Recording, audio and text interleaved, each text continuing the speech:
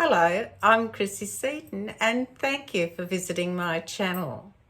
Today I want to talk about how we can improve our corner of the world.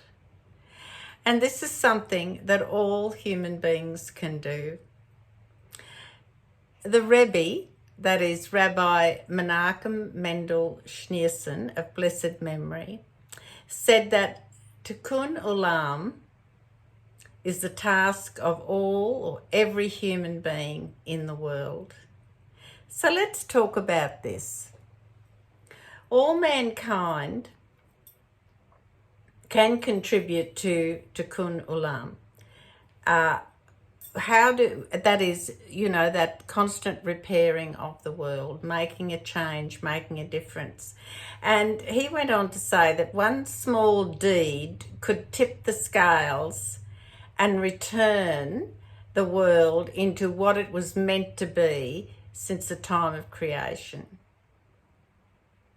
That's a lot to absorb, isn't it? And we may all well think and say to ourselves, well, heavens above, what can I do?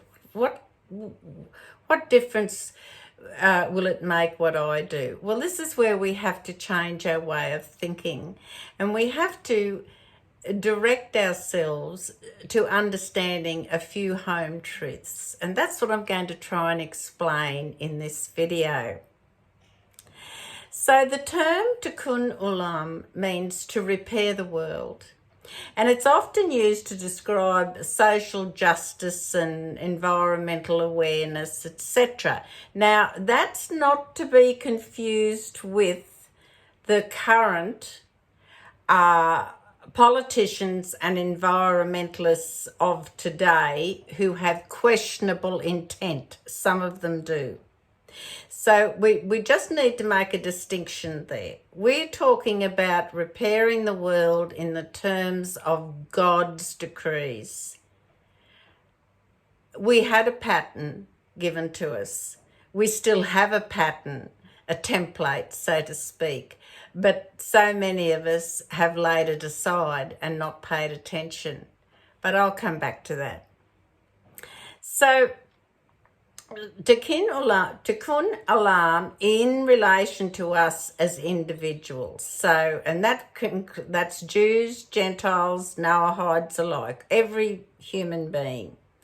So what do we have to say about this? Well, the Torah tells us, or teaches us rather, that we are each an individual. So we're an individual human being specifically created by Hashem.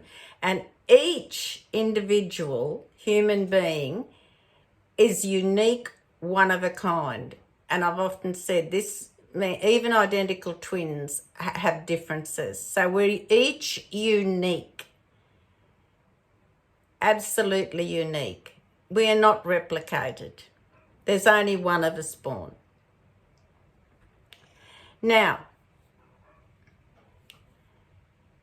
and what it does tell us about is that we have the spark of the divine within us. In fact, all of creation, no matter what it be, a plant, an animal, a human being, a rock, whatever, has a spark of the divine.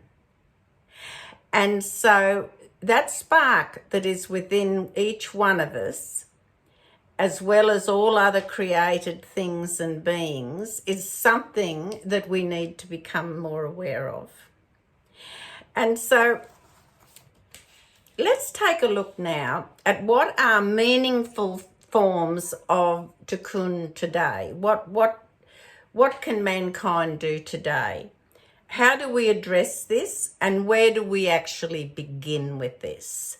It's all very well to say we must do this and repair the world, etc., look after creation, but actually, how do we go about this? Well, fortunately for us, there was a plan made for that at creation. And we are going to look at that now in a little more detail. So, where do we begin? Well, we have been given 7 divine principles of which to live by. and that includes how we care for the environment. Some of you will know what I'm talking about. These are called the 7 Noahide laws, or the 7 divine principles of life. And so let's take a little read at these Noahide laws, and I will also provide you with the biblical reference for them. There are more than one biblical references, but I'll give you the most common ones that are usually related to the Noahide laws. So these 7 Noahide laws are what we call the divine principles of how we're to live. This applies to all mankind.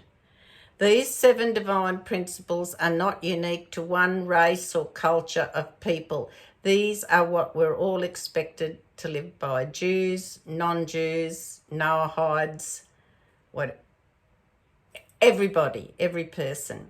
So here's what we're going to do. I'm going to read what these are and give you the biblical reference, which I believe these will be on my website, and I'll put a link in the description box below whereby you can avail yourself of the 7 Noahide laws and their biblical references. It'll save me writing them in the description box. I'll leave the link to where you can find it on my website. So let's take a look at this. It's sometimes referred to the Sheva Mitzvah B'nai Noach. And I will explain these as we go. And the first one says, do not profane God's oneness in any way. Now, that is that we are to acknowledge that there is one true and only God. We do not want to worship idols or make any new religions. And the biblical reference for that is Genesis 2, verse 16. The next one is, do not curse your God. Respect God and praise him. The biblical reference being Leviticus chapter 24, verses 10 to 17. The next one is, do not murder or injure. Defend and respect the sanctity of human life, and this includes prohibition of abortion on demand and euthanasia. It includes a lot of other things too, but just mentions that. And this is found in Genesis chapter 9, verse 6. It comes down to respect the property of others, ensure that the benefits you receive are not at the unfair expense of someone else. And so we find the reference to this in Genesis chapter 2, verses 16 to 17, and Genesis chapter 21, verse 25. The next one, do not have forbidden relations. God has defined marriage and the family unit as the foundation of human society. Incest, rape, adultery, and homosexual relations are forbidden. The references to these are Genesis chapter 2, verse 24, Genesis chapter 19, verses 29 to 36, Genesis chapter 20, verse 13, and Leviticus chapter 18, verse 3, and chapter 18, verse 30. The next law is establish courts of law and ensure justice in your world. Now, justice is the foundation of true peace in our world. The 7 Noahide laws are established by our government for our country's stability and harmony. These laws are communicated by God to Adam and Noah, ancestors of all human beings. These laws are universal for all times, places, and people. And that is, the biblical reference is Genesis chapter 9, verse 6. Now, these laws that I have just read to you were all given at the beginning of time. And you will contract those through those references I've given you. You can establish those. Then you will realise that we then had a flood because there was lawlessness and all sorts of idolatry and immorality, etc. And so God was ordered Noah to build the ark, of which you are familiar with that story. And now when it came time for the ark came to rest, and it came time for Noah to exit the ark, God gave him a seventh commandment. So it was a whole new world now, a whole new environmental situation. A different balance had been created after the flood. And so this seventh law was given to Adam on exiting the ark. And it says, do not eat the meat taken from a still living animal. Now, of course, common sense would tell us that that means avoid cruelty to animals. It is found, biblical reference, Genesis chapter 9, verse 4. However, this law encompasses more than that as well. This law encompasses things like our environment, our responsibility to our environment, animals, animal benefits against looking after the environment, not doing anything to damage it unnecessarily, etc. So these are where your environmental laws come into play, and laws regarding cruelty to animals, etc., how we should treat them. And this is sometimes called the seventh law, I suppose, because it was the last one that was given by God to Adam as he exited the ark. And this is why often you will hear the term 7 Noahide laws. The seventh one was given to Noah, hence the name 7 Noahide laws. So that explains that. Now, all of these laws are possibly, I think each one of you would say, well, they're reasonable enough. We know not to murder, not to steal, etc. Not, being cruel to animals is a terrible thing, and so forth. So we kind of think, well, maybe that's pretty much common sense.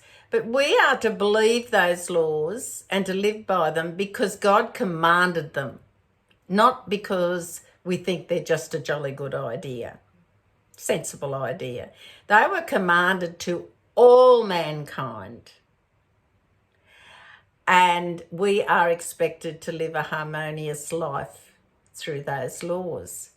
So every moment, every action of our own individual life, even the mundane things that we're doing, like pegging the washing on the line or whatever, it all has a purpose and an opportunity for repair and kindness. In other words, for Tikkun Olam. It's an opportunity for us to respect the divine, accept that the divine spark is within us, it is around us, it surrounds us. So everything we do, every action that we take, every word that we speak, every situation that we witness, it's all part of the divine plan.